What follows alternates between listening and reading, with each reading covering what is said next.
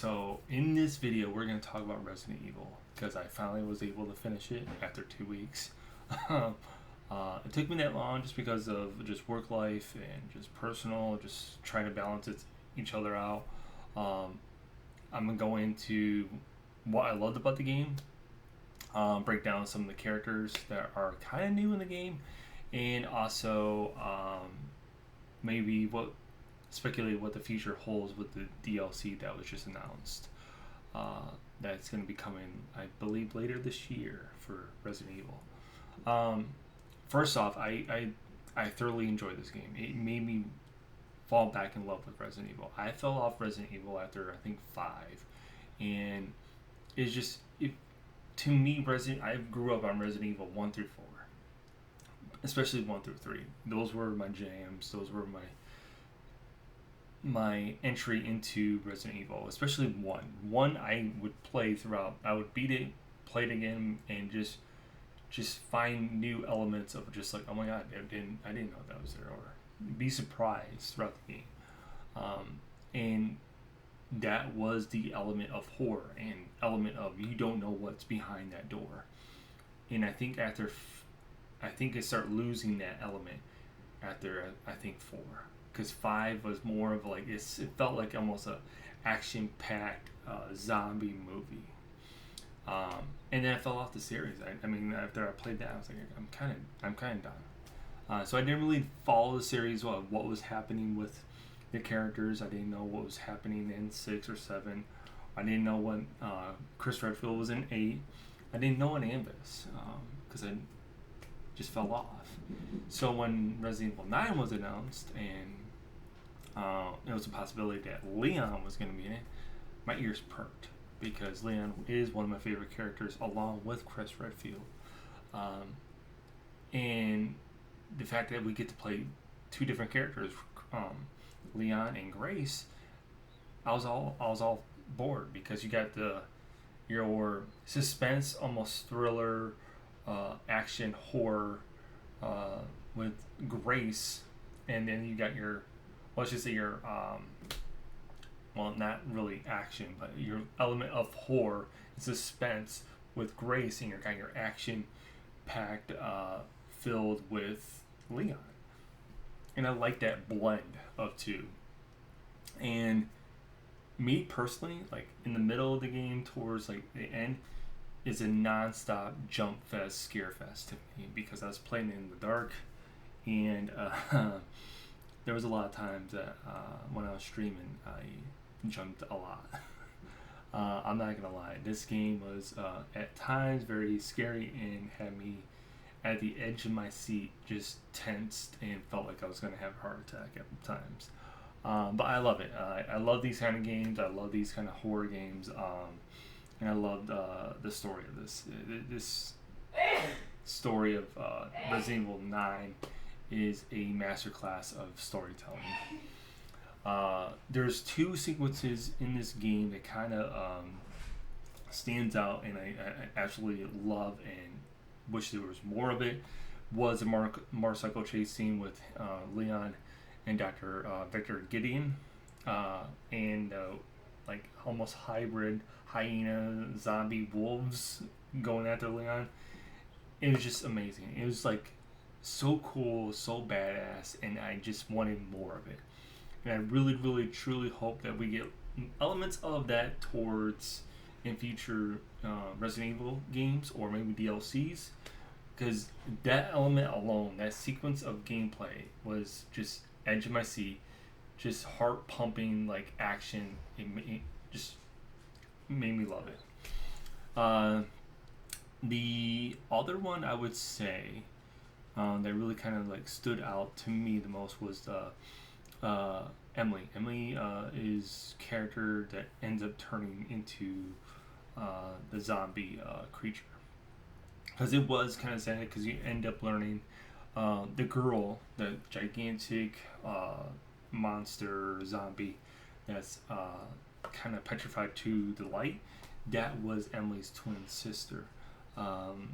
That alone to me was by far the saddest part, because of what it did to them, both of them. experimenting on them, and just overall very sad. But if you got the good ending, the Emily ends up being saved, and she ends up getting the antiviral, and Grace ends up adopting her, which is awesome because it's a good ending. And I was really hoping a good ending because I truly thought that was like the most sad part of the game. But those are the two things that kind of stood out the most: is that storyline with Emily and Grace, and that motorcycle chasing. And then we have new characters. Zeno was a character I really did think it was Albert Wesker, because, like, again, it's been a year since I've played the games, and I thought they thoroughly like changed him, because of how his hair was slicked back and how he was wearing stuff. I thought it was, and his powers, how he was just moving around like Albert Wesker. To find out, it wasn't even Albert Wesker, because I did research, and then, of course, in the game it tells who he is. I was kind of like embarrassed. I was like, oh my god, this isn't him. This is like a poor man's version of Albert Wesker, because you end up learning to the game that he is just a character from Dr. Gideon, and he's after the virus, and just to learn that it's an antiviral, because he ends up injecting himself and ends up like basically taking all his powers away like an idiot, and then he ends up dying. So it made me kind of mad because I really kind of wanted Albert Wesker, because I haven't seen him in a game in so long, and it just it was kind of disappointing, because he was like the poor man's version of Albert Wesker, and maybe I'll have to play the previous ones to get my hopes up to ever see him again. Another thing that I did not know, because it made me wonder how he got infected and everything, was Leon being infected with the T virus, and how he massively, like, throughout the game, getting worse and worse to a point like some of his face is deteriorating, and it was just like, how did he get infected? Like, I don't remember this ever. But then again, it's like maybe he got infected later in the games I didn't play. And then I did a simple like research of this before doing this video. Leon was infected for 28 years, but it was a dormant strain of the T virus, known as the Raccoon City Syndrome, which I didn't know. It kind of makes sense because the girl that's helping him through his earpiece she has the same thing too. But I didn't know that they had that. But maybe again, it was maybe touched on throughout the game series that I didn't play. And it was very interesting that what it was doing to his body. But thank God he got the virus. So, yeah. Another character that I wasn't familiar with, because again, I fell off, was Hunk. He returns in Resident Evil 9, who is a highly skilled mercenary that worked for the Umbrella Corporation. He's from Resident Evil 2. Now, I don't remember this, but then again, I did the research before doing this video. He was like in the mercenary survival game, I believe, in Resident Evil 2, that you later on get to play after you beat it, I believe. And again, a character I'm not familiar with, but a lot of fans knew, and a lot of fans I know, I saw on TikTok and other places that were excited to see him. And again, I wasn't familiar with him, so when I saw him on the thing, I'm like, who is this guy? Like, but it was pretty cool. It was a cool little segment of Leon basically hand-to-hand combat with him and whatnot. But then again, he disappears, so he might be still alive after that fight with Leon. You know, it looked like Leon killed him, but who knows? This is the Resident Evil world that, there's a lot of surprises in this game that I thought wasn't possible, but ends up being. Just like Mr. X, when I saw him, I was like, wait a minute, didn't he die in Resident Evil 2? Like, didn't he, like, explode or have this gigantic thing? No, this is just a carbon copy. This is, like, he's a tyrant. He was produced by, they did, like, almost like a mass production of him through the Umbrella Corporation. So if one dies and they need something like him to be flown in somewhere and just kill tons of people, you have another one. But this is the Umbrella Corporation. Don't be surprised that your past villains that are bosses in previous games end up popping up and just wreaking havoc, because he did a lot. Going through the whole Raccoon City. And then Chris Redfield returns off screen in Resident Evil 9, aiding the rescue of Leon and Grace. Because there is speculation of basically Chris Redfield not being alive because of what happened in 8, but Leon makes it a point that he is alive. Again, a game that I most likely have to play now because Chris Redfield's in it and I kind of want to see his story. But that is... Oh, the other thing that kind of like pulled on my heartstrings was when Leon returns to Raccoon City and he opens up the doors to the Raccoon Police Department and he gets like almost like a flashback. That pulled on my heartstrings so much because Resident Evil 2 was a game that I played with my cousins, just by myself, with friends. I mean, dude, that game took up a lot of my childhood and teen years.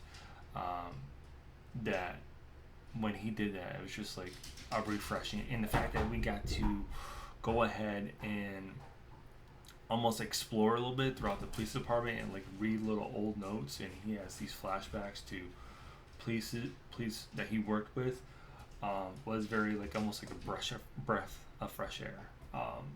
I thoroughly enjoyed that part. But now for the DLC,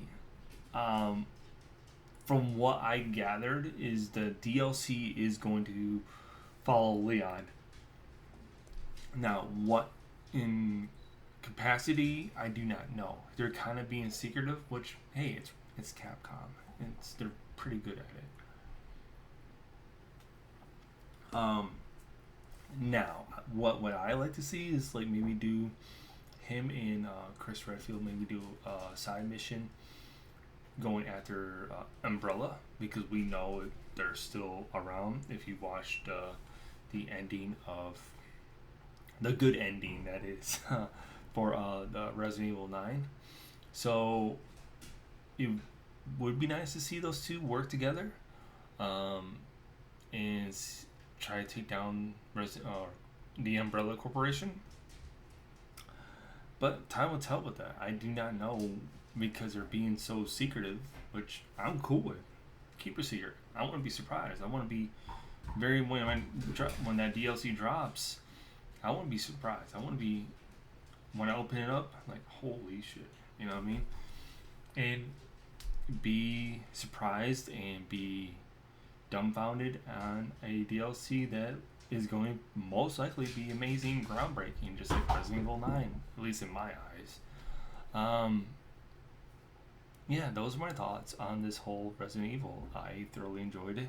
This makes me love Resident Evil, fall back in love with Resident Evil, that is, and I can't wait to play more of it. I was going to try the Insanity mode, but I don't have enough points or credits to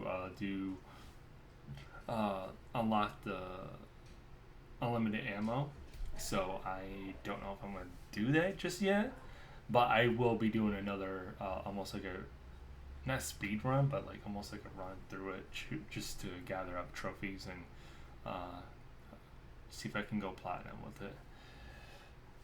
because there is a lot of trophies that I did not get to unlock, and I'm kind of upset with it. Plus, there's a lot of trophies that are hidden on the PlayStation that, like, some of them are like 8.6% only got it, and I'm kind of like curious of what they are, so I gotta play through this game again. But I leave off to you. Did you love this game? Did you what stands out the most to you in this game? And what was your favorite moment of the game? Like mine was the whole motorcycle sequence. I still can't believe they did put that in there. And what characters were you surprised that came back for this sequel? Let me know your comments, concerns, questions in the comments below. Until next time, guys. Peace. Oh, and one thing I forgot to put in that video I just did was there's two endings. I did not know. The ending I initially did, I thought was the ending that was supposed to be, was the ending that ends up killing Leon, basically. Did not know about that one. And then when it says, do you want to go back and play the correct ending or something like that along those lines, you won't lose any progress or anything to your game. I'm like, sure, why not? And then I get the true ending that everyone else got. I'm like, so there was two endings? One when Leon actually dies, like dies. Grace gets away and whatnot, which is, in my honest opinion, the most kind of like sad, kind of messed up ending versus the good ending that everyone's calling the good ending, where Leon gets the cure, Grace gets to go back to her job and adopt Emily, and she cures Emily, and everything happens all hunky-dory kind of thing. And I was like, good thing I got to replay the good ending then, you know. But that's what I forgot to put in the video. It is a very funny thing because it lets you at least choose the good ending instead of the very bad, terrible, sad ending. So that's it, guys.